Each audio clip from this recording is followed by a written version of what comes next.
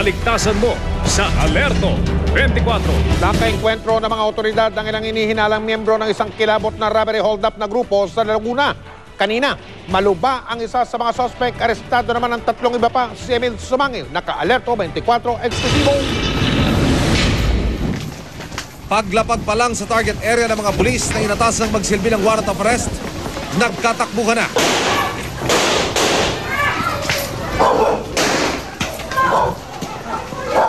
Pagpasok sa sinasabing safe house ng grupo, ang sitwasyon lalong naging maaksyon. Dito!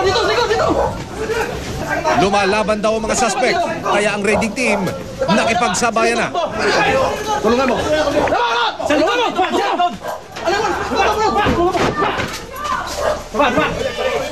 Nang mapasok ang safe house, isa sa apat na suspect ang tinamaan sa putukan at ngayon critical sa pagamutan. Tatlo ang kanilang nadakip, kabilang na ang isang government employee na ngayon under investigation at ang leader ng grupo na si Noah Macabasco alias The Butcher.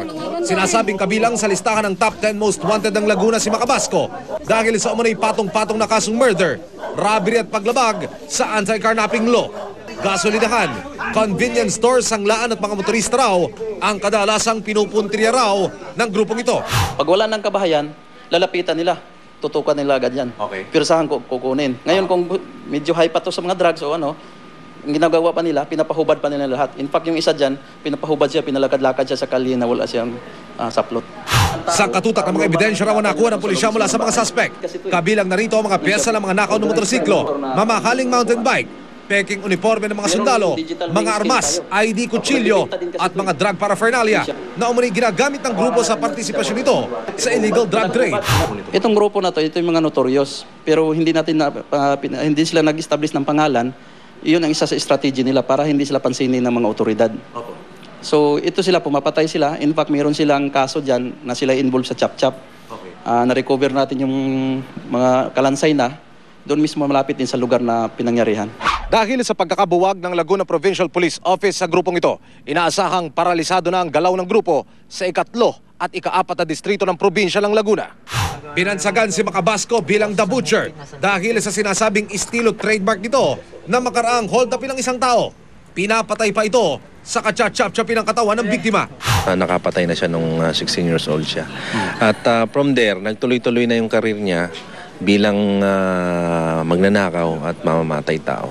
So nagpatong-patong na hanggang sa yun ang naging parang way of life niya. Supposed to be, tatapon mo yung mga ebidensya para hindi ka ma-identify, pero siya kinokolekta niya. Parang natutuwa siya na nakikita niya yung mga pangalan, mga picture ng mga nagiging biktima ng krimen niyang ginagawa. Nakausap ng GMA News ang kapatid ng isa sa umunay biktima ng grupo ni alias The Butcher. Hustisya ang sigaw nila ngayon. Tulong po ng Panginoon Diyos, doon na lang kami humingi ng lakas ng loob. Kasi natatakot ko kami, gano'n may narinig ko kami doon sa amin na kung makakalabas siya, masigit pa doon ang mangyayari sa amin. Dinakip ng pinagsanib na puwersa ng Laguna Police Special Task Group at Intelligence Unit ang mga suspect sa kanilang safe house sa bayan ng Pakil sa ilalim ng Oplan Angry Birds. Emil Sumangil, naka-Alerto 24. At sa pinakahuling balitang aming nakuha sa Provincial Police Office ng lalawigan ng Laguna, patay na po ang nanlabang suspect na si Noah Macabasco. Todo ensayo ngayon ang Phil-Am boxer na si Brian Viloria para depensahan ang kanyang WBO flyweight belt kontra sa Mexicanong si Giovanni Segura. Kahit magkaibigan daw ang dalawa, asahan daw ang isang umaatikabong bakbakan ngayong linggo na mapapanood ninyo dito lang sa GMA. Nakatutok si Micaela Papa. Balik training na kanina ang WBO flyweight title holder na si Hawaiian Punch Brian Viloria.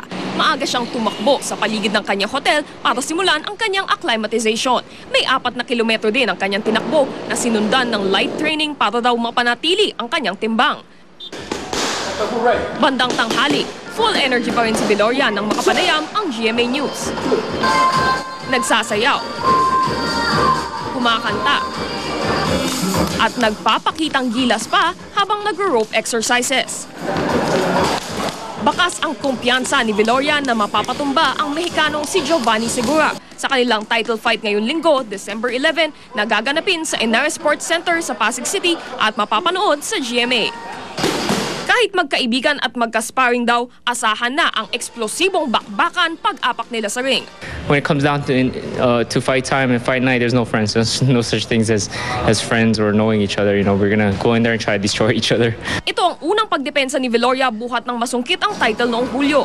Handa raw siya kay Segura na ranked 9th pound-for-pound boxer sa mundo ayon sa Ring Magazine. My speed, you know, I'm just gonna outbox him. I'm gonna outspeed him. I'm gonna outwork him. You know, he's slow. So I'm going to try to put a lot of footwork moving. Don't tell him this. I know a lot of people will be like, hey, you know, this is his game plan. Segura is just a straightforward fighter. You're fighting a train, basically. A train with gloves. There's no mystery to his style.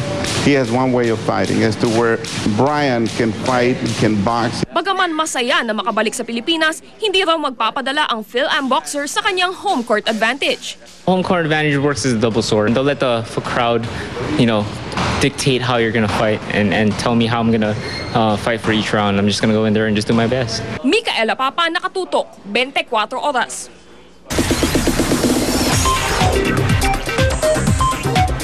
Chika Minute! Inilibing kahapon sa Dinalupihan, Bataan ang ina ni Jake Vargas. Sa gitna ng pagdadalamhati, mensahe ng pagmamahal sa kanyang mama ang narinig mula sa twin actor. Nakatutok si Lar Santiago. Muling bumuhos ang mga luha ni Jake Vargas habang nakahawak sa kabaong ng kanyang ina.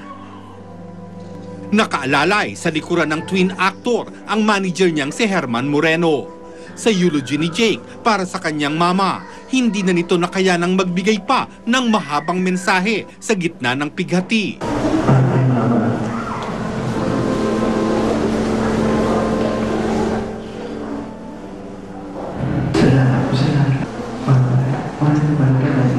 Nagpasalamat naman ang ama ni Jake sa mga nakiramay sa kanyang pamilya, lalo na raw kay Kuya Jerbs. Si Tatay Moreno na kung tawagin namin, ang pagsuporta niya simula nung magkasakit ang aming may bahay.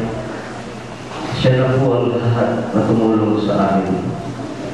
Lahat po ng kanyang mga kamag-anak, mga kasamahan sa CNA, tumulong din po. Kasama naman sa panalangin ni Kuya Jerbs ang kaluluwa ng namayapang kaibigan. Ngayon ay paghihanap mo, tapos kami yung pag-ibigis sa karagdagan na yan, kapiling na ang ating mahal na Panginoon. Matapos ang huling pagbabasbas, ibinyahe na patungo sa Dinalupihan, Bataan ang labi ng ina ni Jake na pumanaw sa cancer sa edad na 54. Ang mga nakiramay, may dala pang mga puting lobo sa sementeryo. Sa Roosevelt Public Cemetery siya inilibing. Lar Santiago, nakatutok, 24 oras. Mamaya, Twin Stars nakibahagi sa GMA Kapuso Foundation sa pangangalap ng school supplies para sa mga batang kapuspalad. Sa pagbabalik yan ng Chika Minute. Susunod, Rian Ramos magsasampa ng reklamo laban kay Mo Twister. Sa Japan, mga mamahaling sasakyan nagbanggaan. At si Maria Isabel Lopez sasagutin ang mga intriga kaugnay ng pagpapatalsik sa kanya sa Survivor. Ayan, live na live si Maria Isabel. Tutukan lahat ng yan. Dito lang sa 24